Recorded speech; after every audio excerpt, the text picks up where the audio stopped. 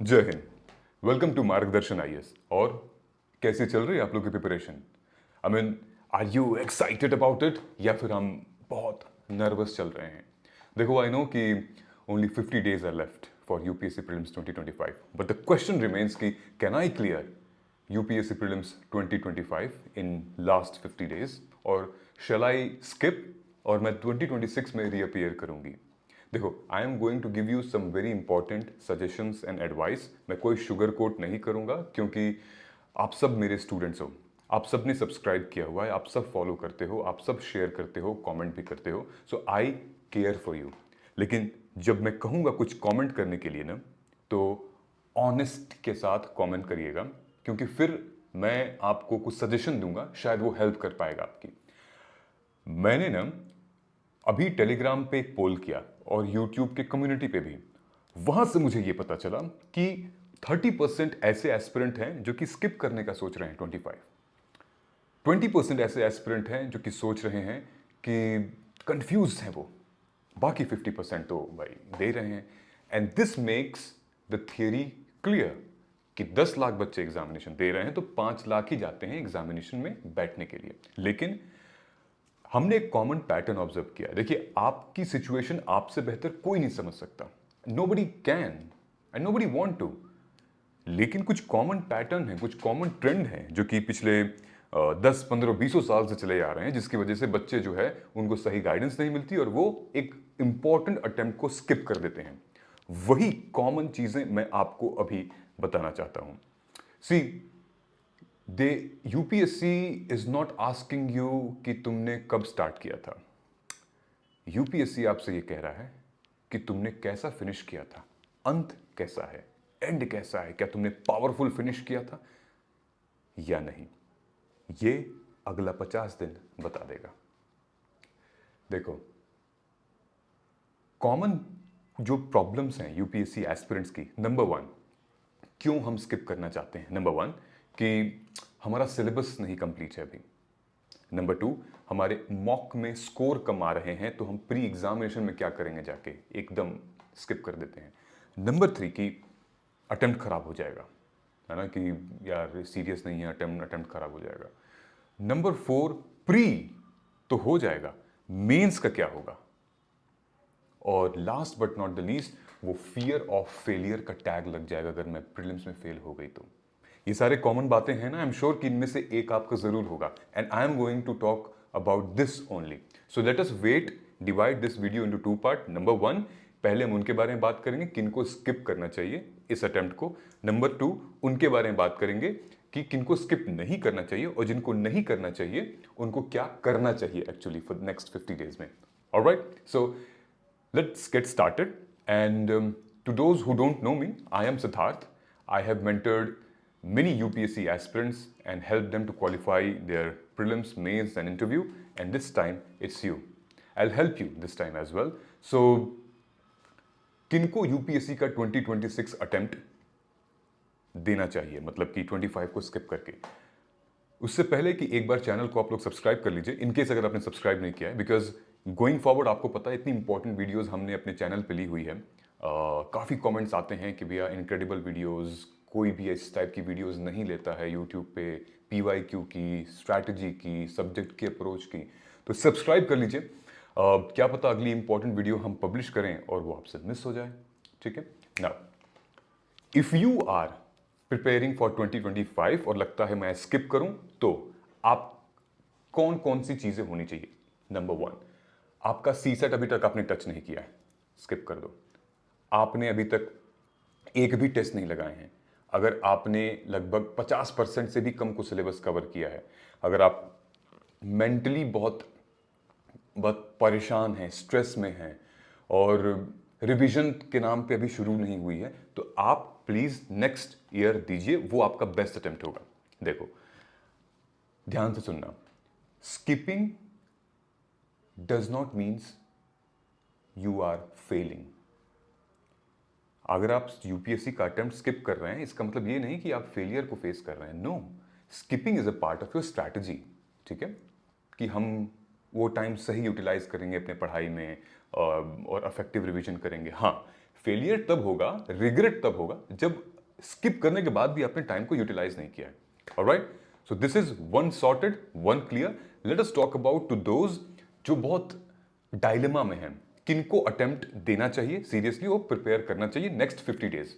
ठीक है, नंबर 1, अगर आपका लगभग सीसैट चल रहा है या आपने अगर 2-3 अटेम्प्ट दे चुके हैं आप, ठीक है, और आपका सिलेबस कवर्ड है, आपने एक आध बार नोट्स बना ली हैं, आपका करंट अफेयर्स भी लगभग कवर है या कवर हो जाएगा, एंड आपने लगभग कुछ टेस्ट ऑलरेडी दिए हैं, पीवाईक्यू की एनालिसिस कर ली है, I mean like general overall preparation है पिछले 7-8 महीनों में, तो you definitely sit for this examination. यार फॉर्म किस लिए भरा था? कुछ सोच के भरा था ना फॉर्म को।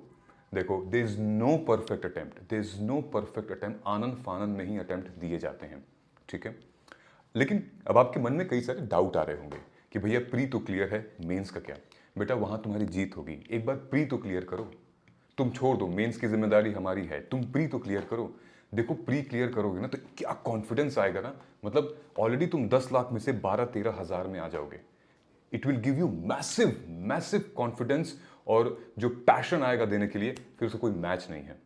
ठीक है, तो आई नो कि तुमने आंसर राइटिंग बहुत कम लिखी हुई है, आई नो कि ऑप्शनल बहुत कम कवर्ड है, फिर भी अगर प्री तुम क्लियर कर लेती हो तो मेंस हो जाएगा, उसके लिए फिक्र मत करो। जीत तुम्हारी वहां है कि तुम 10 लाख से 12,000 में आ गए, उसके बाद तुम 12,000 से टॉप 2,500 के लिए फाइट कर रहे हो। और अगर आप मेंस फेल भी कर गए, लेट्स से कि वर्स्ट सिचुएशन में आप मेंस फेल कर गए, but you will get an opportunity to write mains, you will get an opportunity to face mains question, और that is going to be an massive strategy for 2026, because पूरे साल आप सिर्फ और सिर्फ उन सब्जेक्ट पर फोकस करोगे जिस पे आप वीक हो गए थे मेंस में, एंड देखना 2026 पे तुम्हारा होगा। Don't skip. ठीक है, नंबर 2, कि अगर आपको लगता है कि अटेम्प्ट खराब हो जाएगा, हम यहां वैसे भी कोई 6 साल या फिर 10 साल यूपीएससी में नहीं गुजारने वाले, गिव योर बेस्ट अटेम्प्ट। ठीक है, if not this then next, if not this then next, 2 attempts, that is it.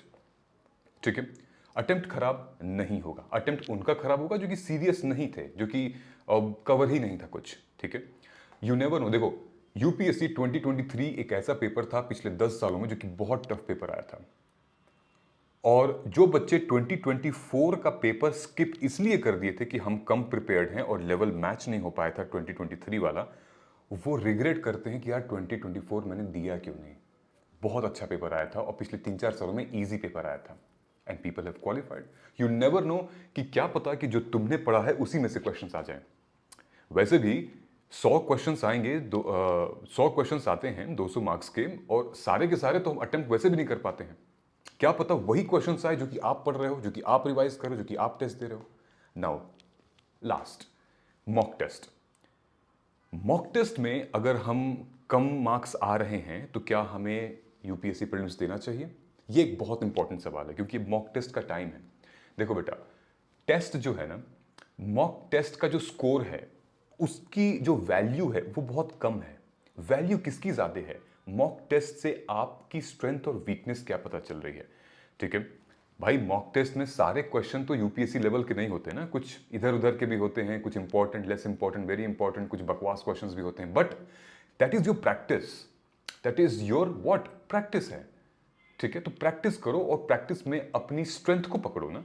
देखो कि तुम गलत कहां कर रही हो, देखो कि तुम मतलब रिवीजन में तुम्हारी कहां कमी है। स्कोर को लास्ट प्रायोरिटी दो। Score is important but give last priority. होता है ना कि very important, high important, important, least important. Score को लीस्ट, वेरी और इंपॉर्टेंट में रखने दो। हाई इंपॉर्टेंस दो, हाई प्रायोरिटी दो उन चीजों को जहां पर आप वीक हो। फॉर एग्जाम्पल, अगर आपने इकोनॉमी का टेस्ट लगाया, 100 क्वेश्चंस थे, आपने 20 ठीक किया और आपके 50 गलत हो गए थे, और आपके लगभग 30 जो है वो ऊपर से चले गए, तो तुम ये देखो तुम्हारा जो सबसे इंपॉर्टेंट एरिया है ना, वो है जो 50 गलत हुए हैं, क्योंकि तुम्हें पता था उन क्वेश्चंस के बारे में, तुमने अटेम्प्ट इसीलिए किया। अब देखो क्यों गलत हो गए। जिस दिन इस पैटर्न पे आप फॉलो करना शुरू कर दोगे, उस दिन आप हर एक टेस्ट को एक सीढ़ी बनाओगे अपनी सक्सेस का। And remember, test should be of quality, not of quantity. कि 200 टेस्ट लगा लिए, 500, 1000, 5000 टेस्ट लगा लिए, never ever do that. Quality test का मतलब ये होता है कि तुम जितना टाइम टेस्ट में लगा रही हो उतना ही टाइम उसके एनालिसिस में लगाओ, ठीक है। These are the very very important thing. See, I am telling you कि UPSC will not check how early you have started, UPSC will check how strong you have finished. तुमने अंत कैसे किया था, कि तुमने पैशनेटली अंत किया था कि नहीं किया था। कुछ लोग पूरे साल प्रिपेयर करते हैं, एक अटेम्प्ट 2 अटेम्प्ट देने के बाद भी प्रिपेयर करते हैं, स्टिल वो प्रीलिम्स में फेल हो जाते हैं। लेकिन कुछ लोग आते हैं, कुछ होते हैं यूनिक तुम्हारे जैसे, जो कि वो आग लेकर आते हैं, वो जज्बा लेकर आते हैं, वो डिसिप्लिन लेकर आते हैं, जो कि 50 दिन पढ़ेंगे, रिवाइज करेंगे, टेस्ट देंगे, पीवाईक्यू लगाएंगे एंड देन मेंस लिखेंगे वो इस साल। सक्सेस का मतलब ये नहीं है कि मुझे सब कुछ पता है, हम भाई ज्ञानी हैं। नो, सक्सेस का मतलब ये है कि जब सब लोग पीछे हट रहे हैं, जब सब लोग क्विट कर रहे हैं, उस टाइम पर आप आगे बढ़ रहे हो। You know what you have to do, you have to be just better than your excuses for the next 50 days. अब नाउ नेक्स्ट 50 डेज हमें करना क्या है, सबसे इंपॉर्टेंट देखो, नेक्स्ट 50 डेज में हमें रिवीजन मोड में जाना है। प्रीलिम्स से 10 दिन पहले का जो दिन है वो रिजर्व कर लो, यानी कि लगभग 12 तारीख के बाद का दिन और 24 तारीख मई में रिजर्व कर लो, उसको मत छुओ। अब अभी से लेकर और मई 11 तक आपको क्या करना है, रिवीजन। रिवीजन मतलब हर सब्जेक्ट का। पहले स्टैटिक पोर्शन को उठाओ, पॉलिटी, इकोनॉमी, ज्योग्राफी, हिस्ट्री का जो एंशियंट है और जो हमारा मेडिवल है और मॉडर्न है, इनको। ये जब रिवीजन हो जाए उसके बाद फिर आप क्या करोगे, आप करंट ओरिएंटेड डायनेमिक सब्जेक्ट्स उठाओगे, जैसे कि environment, science and tech, IR and then कुछ आर्ट एंड कल्चर के पोर्शन आप उठाओगे, ठीक है। ये एक डायनेमिक करंट पोर्शन है। साइमल्टेनियसली अब डेली का आपको सी सेट लगाना है, डेली आपको देना है। I want to give a clear message for aspirants those who are preparing full time. देखो ये तुम्हारा टाइम है, ये तुम फुल टाइम प्रिपेयर कर रहे थे तो आज के दिन के लिए ही कर रहे थे। सबसे ज़्यादा जो बेनिफिट अब होगा उनको जो कि फुल टाइम प्रिपरेशन कर रहे हैं, उनको उतना बेनिफिट नहीं हो पाएगा जो लोग जॉब में हैं या फिर कॉलेज में हैं। जो फुल टाइम प्रिपेयर कर रहे हैं अब उनका असली टाइम है, ठीक है। क्योंकि पूरे साल मतलब वक्त गुजारना बड़ा मुश्किल हो जाता था, लेकिन अब रियल टाइम है। अब आप मतलब दिन दुगनी रात चौगुनी कर सकते हो, क्योंकि आप अब टारगेटेड हो, आपके पास पूरा दिन बचा हुआ है। This is the real preparation life is going to throw you. और जिंदगी तुमसे यही टेस्ट करना चाहती है कि बेटा जब मौका आया तो तुम पीछे हट गए, ठीक है। प्रिपरेशन तो सब करते हैं, सब yes I will do preparation, चलो करेंगे, बुक पढ़ते हैं, स्टार्ट करते हैं। मौका तो वही है ना जब लास्ट में कौन बचता है, लास्ट में last man standing, last women standing कौन है वो, ठीक है। नाउ मोस्ट इंपॉर्टेंट यहां पर ये है, इन केस अभी भी तुमको लगता है कि मैं कैसे करूं, कैसे स्टार्ट करूं, आप मेरे चैनल पे जाइए, अब देखिए हमने स्ट्रैटेजी ली हुई है for last 50 days, last 40 days, how high priority topics.